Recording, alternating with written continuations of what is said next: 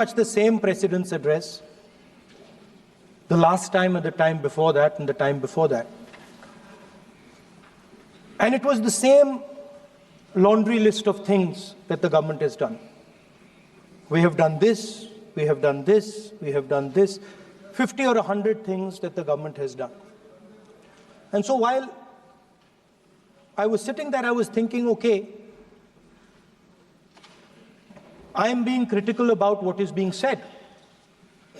And I am saying that this is not the type of president's address that should be delivered. Well, the question came to my mind, what type of address would an India Gathbandhan government deliver? How would that address be different than the address we heard? Because it's no point me saying that it is a laundry list and then not providing an alternative idea. And so today I would like to lay out some dimensions of what an alternative address would look like, what the India Gathbandhan would probably focus on, and where we would lay emphasis. The future of this country is going to be decided by the young men and women of this country, the youth of this country. So I think anything we say has to be addressed to them, has to be spoken to them. The first thing in front of us, and this is something I'm sure the Prime Minister would accept, and pretty much everybody in this room will accept, is that even though we have grown fast, we are growing slightly slower now, but we are still growing. A universal problem that we have faced is that we have not been able to tackle the problem of unemployment. No, neither the UPA government nor today's NDA government has given a clear-cut answer to the youth of India about employment. I don't think anybody in this room will disagree with me. I'll give a little statistic for the Prime Minister. The Prime Minister, something I would agree with directionally. The Prime Minister proposed the Make in India program. I think a good idea. We saw the statues, we saw the functions, we saw the so-called investment, and the result is right in front of me. Manufacturing fell from 15.3% of GDP in 2014 to 12.6% of GDP today. That is the lowest share of manufacturing in 60 years. I'm not even blaming the Prime Minister, because I think it would not be fair to say he didn't try. I could say that the Prime Minister tried, and I think conceptually Make in India was a good idea, but it's pretty clear that he failed, because manufacturing went from 15.3% of GDP to 12.6%. So the first question that any alternative vision would answer to the youngsters of our country is, okay, what and how are we going to solve this problem of employment? Any country basically organizes two things. You can organize consumption, and then you can organize production. Modern way of saying organizing consumption is services. Modern way of saying organizing production is manufacturing. But there is more to production than simply manufacturing. For example, agriculture also is about production. Now, pretty much every government since 1990 has done a decent job on consumption, on organizing consumption. Which are the companies that organize consumption? Uber organizes consumption. Reliance organizes consumption. Adani organizes consumption. But we have, as a country, failed in organizing production. We have excellent companies that try to organize production. They are the Mahindras of this world. They are the Bajajs of this world. Part of Tata's organizes production, but the record of the country in organizing production is dismal. And essentially what we have done is we have handed over the organization of production to the Chinese. So this mobile phone, even though we are saying we make this mobile phone in India, that is not a fact. This phone is not made in India. This phone is assembled in India. All the components of this phone are made in China. The network that has produced this phone is made in China, is owned by China. So every time we use a phone, every time we wear a Chinese shirt, a Bangladeshi shirt, every time we wear a pair of Chinese sneakers, we are paying a tax to China. Because some Chinese youngster is earning a salary to make or to produce that product. So the first message I would give in a presidential address would be that India has to focus completely on production. Because if we do not focus on production and we continue to focus only on consumption, we will find that we will run huge deficits, we will increase inequality, and eventually we will run into a serious problem. Social problem because of unemployment, which we are already facing. If you look at the numbers of the amount of people who are in jail, if you look at the numbers that are spent on internal security, if you look at the numbers spent on our police forces, they're all spiraling. They're all rising. And everybody understands that social tension is on the rise in India. So now the next question comes, okay, so where is this employment going to come from? What is India going to produce? And for that, I'd like to tell all the youngsters of this country that there is a revolution taking place, an exciting revolution. The world is transforming completely. And the change that is taking place, at the heart of the change that is taking place, we are moving from the world of the internal combustion engine to the world of the electric motor. We are moving from petrol to batteries.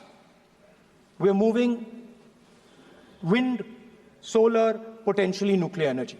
So our entire way of moving is changing. And this is going to change every single thing. It is going to change warfare. It is going to change medical treatment. It is going to change education. It is going to change how we eat. It is going to change every single thing. Now, the last time there was a revolution, called the computer revolution, the government of India had a clear focus. We looked at that revolution. It was the Congress government. We looked at the revolution and we decided clearly that we are going to focus on the development of software. And we rode the wave of that revolution. And today you can see the result. I remember people laughing. I remember people laughing when the computer was being talked about. You mentioned Mr. Vajpayee. I respect Mr. Vajpayee, but Mr. Vajpayee gave a speech saying that computers are of no consequence to India. So, what is important when there is a revolution? What is important is that you understand what are the drivers of that revolution and where exactly do you need to focus, where exactly do you need to sit in that revolution. I said that this revolution is going to change everything. And I want the youngsters in this country to think about it. There is a war going on in Ukraine.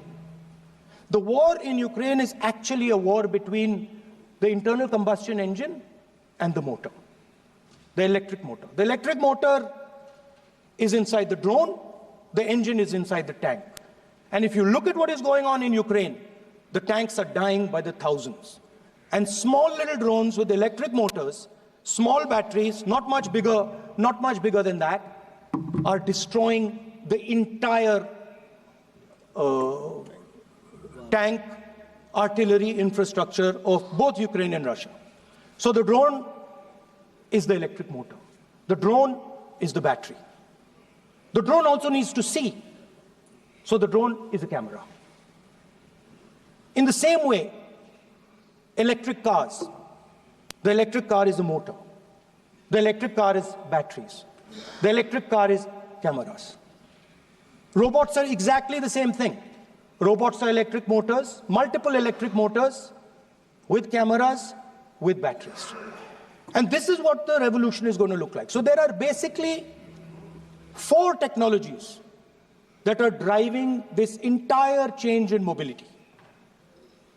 Electric motors, batteries, optics, and then on top of that, you can apply AI. Now I want to tell the youngsters of this country, people talk about AI. But it's important to understand that AI on its own is absolutely meaningless. Because AI operates on top of data. Without data, AI means nothing. And if we look at data today, there is one thing which is very clear.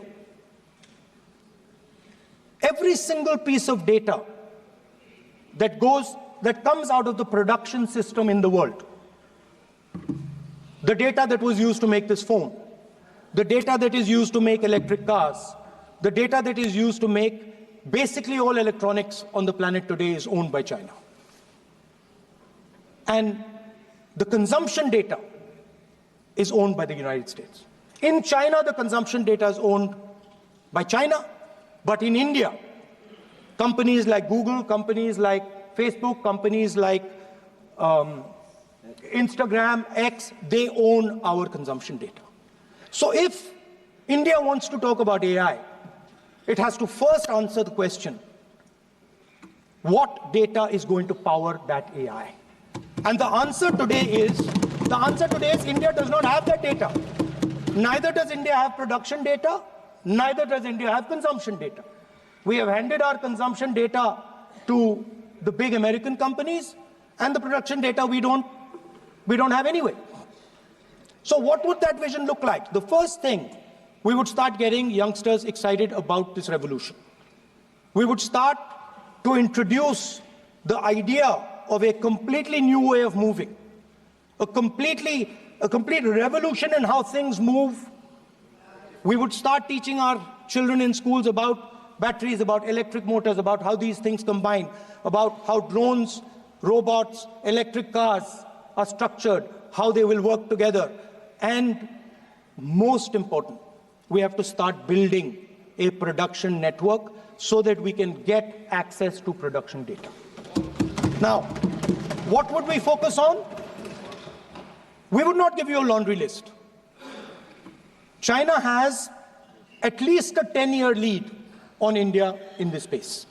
China has been working on batteries, robots, motors, optics for the last 10 years, and we are behind. So what would our president's address say to the youngsters?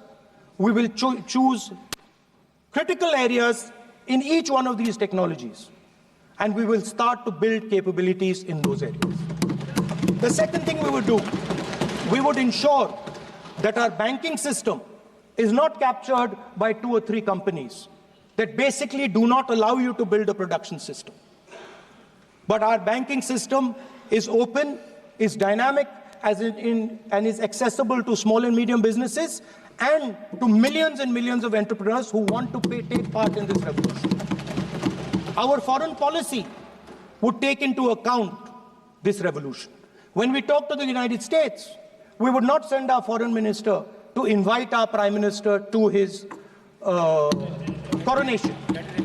We would not send him 3 or 4 times, please invite our prime minister. Because if we had a production system and if we were working on these technologies, the American president would come here and invite the prime minister.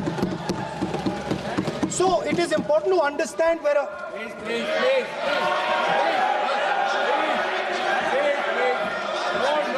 Without foreign policy. Leader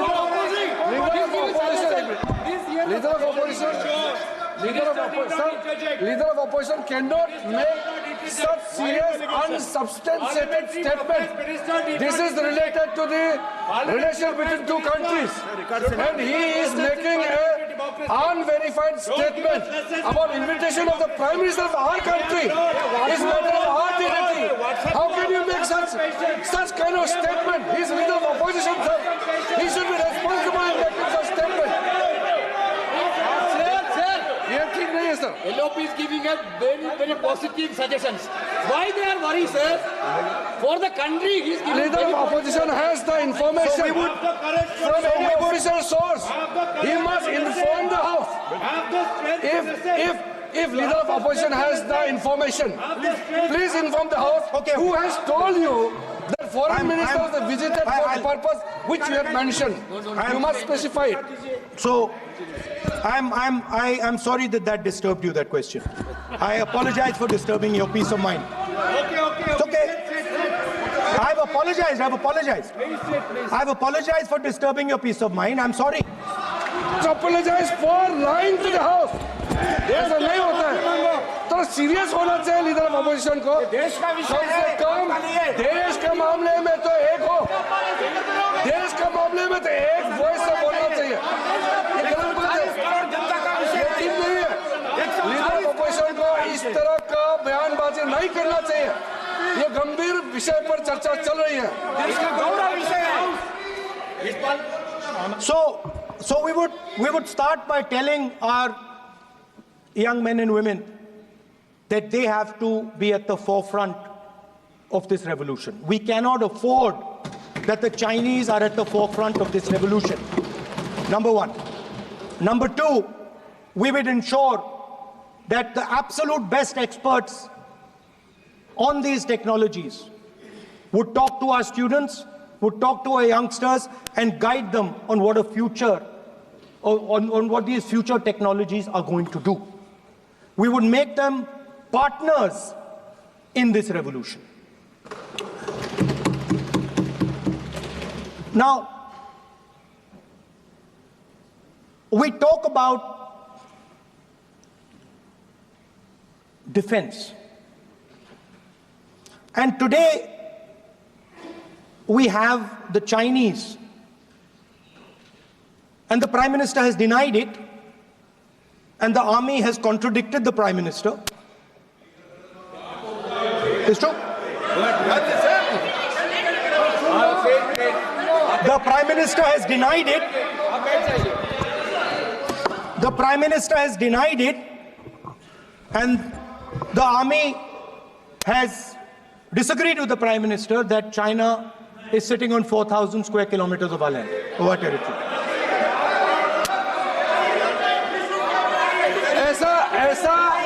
ऐसा इस सदन में अब मन चाहे बात नहीं बोल सकते हैं. ये बिल्कुल ठीक नहीं है सर. ये सीरियस मामला है. आप फॉरेन पॉलिसी पे, बॉर्डर इश्यू पर आप अपना कैसे मजाक बात कर सकते हैं? अपना मन कहानी आप बना के बोल रहे हैं. ये तो बहुत सीरियस मामला है. विदेशी प्रतिपक्ष के नेता जो आप विषय बोल रहे हैं,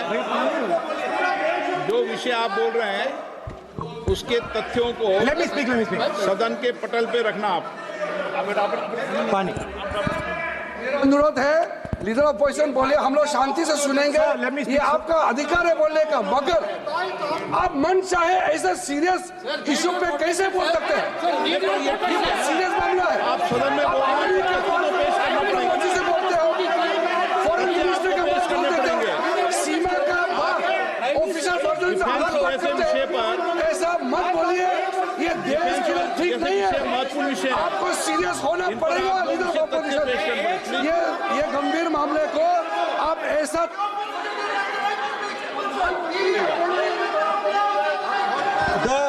the Prime Minister has denied that Chinese forces are inside our territory, but for some reason our army keeps talking to the Chinese about their entry into our territory, and our Chief of Army Staff has said that the Chinese are inside our territory. This is a fact. This is not invention, this is a fact. Now, but the reason China is inside our territory is important. Because people think that wars are fought between armies and their weapons. But the fact of the matter is that wars are fought by industrial systems. The fact of the matter is that China has an industrial system that is far stronger, far bigger than our industrial system. And that is why they have the guts to come inside this country. The reason China is sitting inside this country is because Make in India has failed. The reason China is sitting inside this country is because India is refusing to produce. And I'm worried that India is going to give up this revolution to the Chinese once again. The reason I made this reference is because everything is connected. If and when we fight a war with China, we will be fighting with Chinese electric motors, Chinese batteries, Chinese optics, and we will be buying Chinese motors, Chinese optics, Chinese batteries. It is a non-sustainable proposition. That is why for our security, for the future of our children, for the future of our country, we have to build a production system, and we cannot allow this revolution to go by. Now, the next step, we have a strategic partner called the United States. The partnership should focus on how India and the United States can work together to take advantage of this revolution. That is what the conversation should be on. Please understand that India is as important as the United States for the simple reason that they cannot build an industrial system without us. They cannot build a production system without us. No matter what they say, the Americans simply cannot do what India can do because their cost structure is much, much, much more expensive than ours. We can build things that the Americans would never imagine. India can do that. So that would be the first part of a president's address. We would talk to the youngsters in India and say to them, we want you to be partners in this revolution. We want to change the Indian banking system so you can have access to it. And we believe in you, we trust in you, and we believe you can take on the Chinese. That's the first part. The second part would be about participation. We have done a caste census in Telangana, and what we have found is shocking. Almost 90% of Telangana is either Dalit, Adivasi, backward, or minority. Almost 90%. And I am convinced that that is the story across the country. I am absolutely convinced that the OBC population of this country is not one less than 50%, possibly 55%. 16% are Dalits, 9% are Adivasis, 15% are minorities. Last budget, there was a photograph. You remember the photograph? Of course. वो मक्खन बांटने वाली, हलवा बांटने वाली photo. मैं हैरान हो गया कि इस बार फोटो ही हटा दी. हलवा खिलाया मगर दिखाया नहीं किसको खिला रहे. नेता please chair. So at the center of any new development paradigm for this country, which runs parallel with the production paradigm I spoke of, which works together with the production paradigm I spoke of, is the participation of lower castes, OBCs, Dalits, Adivasis in the wealth of this country. If we look at the largest corporates in this country, they're all owned. None of them are owned by OBCs. None of them are owned by Dalits. None of them are owned by tribals. If we look at the biggest media companies that support the Prime Minister. Every day we see the Prime Minister's pleasant face, smiling face on these media. None of them are owned by OBCs. None of them are owned by Dalits. None of them are owned by Adivasis. This is the fact. So central to any new development paradigm is the architecture of a new paradigm. And that architecture of the new paradigm can only be built once the caste census is placed on this table. Because once the caste census is placed on the table, we will know exactly how much of this country's wealth, how much of this country's power, how many of this country's institutions are owned by 90% of this country. There are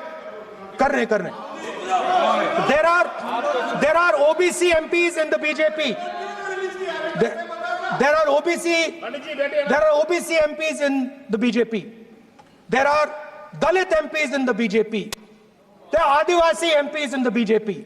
Remember, you are OBCs, you have 50% of the population, and you have absolutely no power. I know that you're sitting there and you cannot even open your mouth.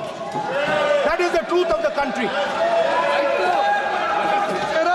प्रधानमंत्री का चेहरा आपको दिखाई नहीं देता है? जाति जनगणना, प्रधानमंत्री का चेहरा आपको दिखाई नहीं देता क्या? आर्किटेक्चर, आप अंधे हो गए हैं क्या? participation, revolution in this country that we are going to bring.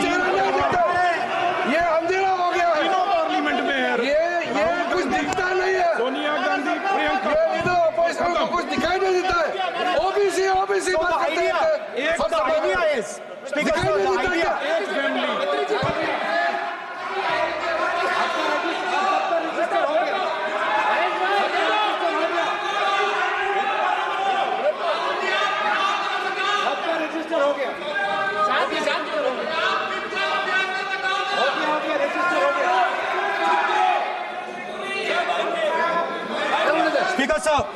Speaker sir, so the idea is, on one side, allow India and the Indian youngsters to participate in the coming mobility revolution.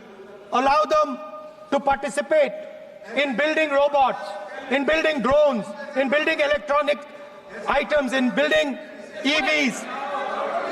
And on the other side, running parallel.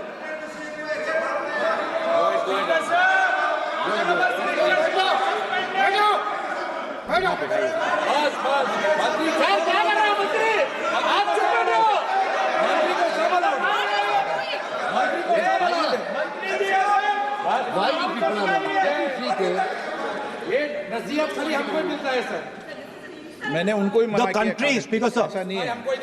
So- आप भी बहुत disturbance करते हैं। Okay, Speaker sir, so parallel ideas. One idea, participate in the mobility revolution.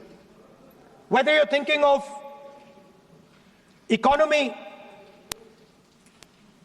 weapons, production, healthcare, India should participate in this revolution. India should become the master of the electric motor, master of the battery, master of optics, and master of AI applied on top of that production system. Now imagine the power of AI when we apply it to the caste census. You imagine what we will do with AI and what we will do with the social revolution in this country when we start to apply AI on the data that we get from the caste census. So we are going to run a parallel track.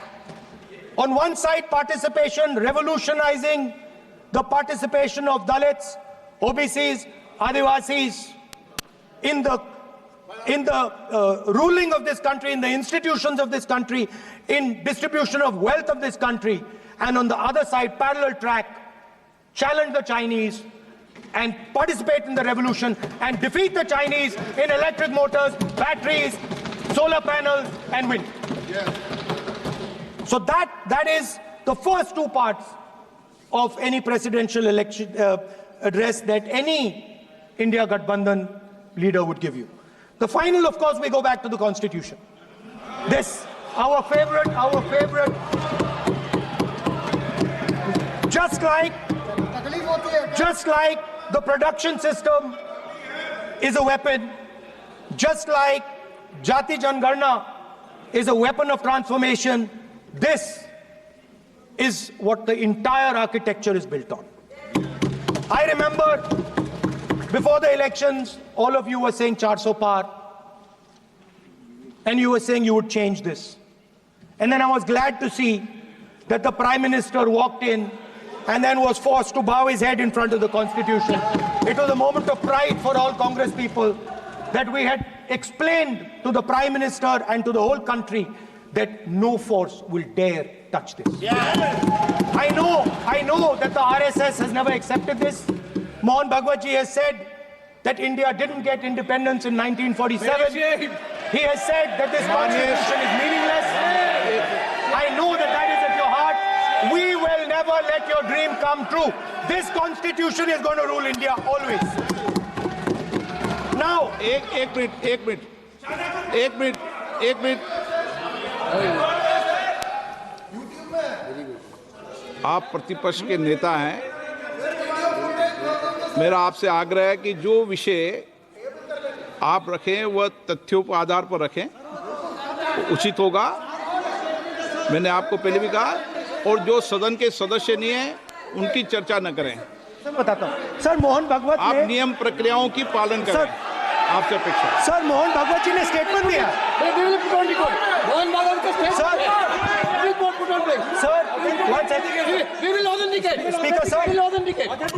Speaker sir, Mohan Bhagwat ji made a statement saying that India did not receive independence in 1947. It received independence when the Ram Mandir was inaugurated. We will place that on the table. Now, sir, I would like to mention one small thing, but very important thing. Speaker sir, this constitution is supported by this constitution is supported by the vote of our people. Without the secure vote of the Indian people, this constitution means nothing. Now I want to bring to the notice of this House some data, some information about the Maharashtra election. Very simple stuff. Speaker sir, between the Lok Sabha election, which the India Alliance won, and the Vidhan Sabha election, the voting population of Himachal Pradesh was added to the voting roll of Maharashtra. Meaning the entire population of Himachal Pradesh was added to the voter rolls of Maharashtra. Please understand what I am saying. In Lok Sabha, the difference between Lok Sabha and Vidhan Sabha was the population of Himachal. The entire population. What? Almost 70 lakh new voters suddenly arrived between Lok Sabha and Vidhan Sabha. Now, the most interesting part, and the Prime Minister is not looking at me. The most interesting part,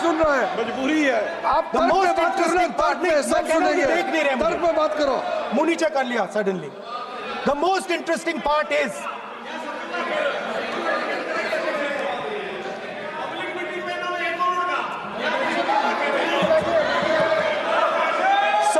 Sir, Maharashtra mein more voters were added in 5 months in Maharashtra than were added in 5 years in Maharashtra. जितने 5 साल में add हुए उससे ज्यादा 5 महीने में add हुए, आखिरी 5 महीने में लोकसभा चुनाव के बाद। सर, एक बिल्डिंग है सर शिरडी में, एक बिल्डिंग में 7,000 नए वोटर एक बिल्डिंग में ऐड हुए सर। एक बिल्डिंग में 7,000 नए वोटर ऐड हुए सर। सर, मैं कोई आरोप नहीं लगा रहा हूं, मैं सिर्फ ये कह रहा हूं सर कि ये इसमें कुछ ना कुछ प्रॉब्लमैटिक है कि हिमाचल प्रदेश जितने बड़े वोटर्स लोकसभा के बाद जादू से आ जाते हैं। अब हम क्या कह रहे हैं? हमने इलेक्शन कमीशन से रिपीटेडली कहा है कि हम आरोप नहीं लगा रहे हैं, आप एक काम कीजिए, हमें लोकसभा की वोटर लिस्ट दे दीजिए, नेम एड्रेस और इलेक्ट्रॉनिकली दीजिए, और विधानसभा नहीं है। नहीं सर, नहीं नहीं नहीं नहीं नहीं नहीं स्पीकर सर, स्पीकर सर, वो सब वेबसाइट पे रहती है, सब जानते हैं, कभी भी कोई निकाल सकता है। स्पीकर सर, मैं समझा देता हूं sir. Speaker sir, speaker sir, वो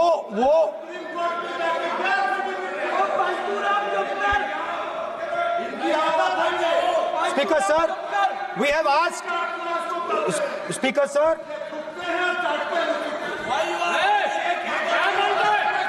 speaker sir, we are asking this question, we are asking this, speaker sir, population of Himachal Pradesh, please, population of Himachal Pradesh has voted, extra has voted in Maharashtra. We are saying to the election commission, please give us the names and addresses and polling booths of all the workers in the Lok Sabha and all the workers in the Vidhan Sabha, so we can calculate who these new workers are, who these new voters are. Interestingly, the new voters are mostly in the constituencies that the BJP has swept. Please understand, the new voters have been added mostly in the constituencies where BJP has swept. I am still not making an allegation. I am saying on the floor of the House that the Election Commission has to give the data of the Maharashtra elections to the Congress Party, to the Shiv Sena and to the NCP, so that we can see exactly where these voters have been added, who has been subtracted, who has been added, where they have been added. This is not a irresponsible request. This is a very simple request for them to fulfill. The reason I am saying this, sir, is because the rules have been changed. This is not just said in isolation. Speaker, sir, the election commissioner used to be chosen by the Prime Minister, Leader of Opposition, and the Chief Justice.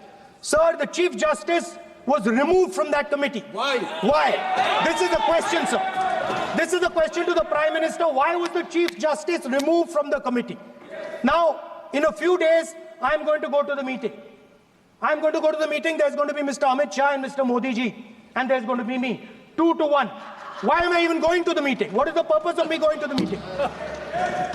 I am only going to the meeting to certify what Modi ji and Amit Shah ji are going to say. Right? Whereas if the Chief Justice was there could be a discussion. Chief Justice and Leader of Opposition could say, no, we don't agree. So, there seems to be a calculated strategy. Now, just prior to the Lok Sabha, the election commissioner was changed and 2 new election commissioners were placed. Yes.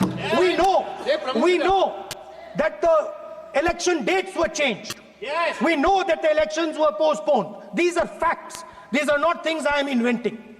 So, in order to safeguard this constitution, the entire opposition requests the data for the Maharashtra election.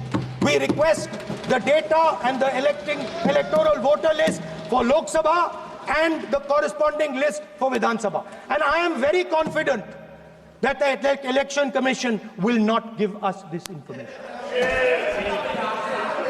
Speaker, sir, that is broadly. So the third element of our President's address would be a determined defense of India's institutions, of our democratic system, and a re-look at our entire democratic framework, and the looking again at all the institutions that have been taken away from the people of India. So those would be the type of things that we would say in a presidential address. I'd like to finally say one thing. In the last, thoda bada deta hu. अब मैं थोड़ा और खींचूंगा, अब और खींचूंगा थोड़ा, अब और खींचूंगा. So in the last, there is a background, a philosophical background to what I am saying. Essentially, what I am saying to the youngsters of India and to this house is that instead of focusing on multiple things, instead of telling us a laundry list, give us a strategy, give us a vision, make it clear, right? Now, there is a philosophical basis to this. There is even a deep philosophical basis to this. I showed you the picture of Shivji, which you didn't allow me to show. I showed that picture for a reason. What does that picture tell us? If you look at that picture carefully, it tells us focus carefully. Do not get distracted. Do not look here and there. Do the job at hand. So there is a philosophical basis to the speech I have given. I have not told the House and the country that we will do this, and this.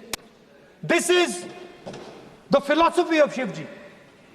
Say what you have to say, but be clear that you're going to do that one thing and don't do 56, 70 different things. So there is a link between our philosophical tradition, our religious tradition, and what I'm saying. And that is what India needs to do. India needs to connect the past, the values of the past. You talk about Sardar Patel ji, but you destroy Sardar Patel ji's values every day. You talk about Ambedkar ji, you destroy his values every day. You talk about Nehru ji. No, you don't talk about Nehru ji. Right? You bow in front of Buddha. You destroy what he says. So the point is, you have to be truthful to what you are, right? And it is important that when you are giving a way forward to the nation, there is clarity of purpose. There is no hatred, there is no violence, there is no anger, because these things are destroying our country. So my speech has not been angry, has not been nasty. My speech has been very polite, very kind, and I thank the Prime Minister for coming and listening to it.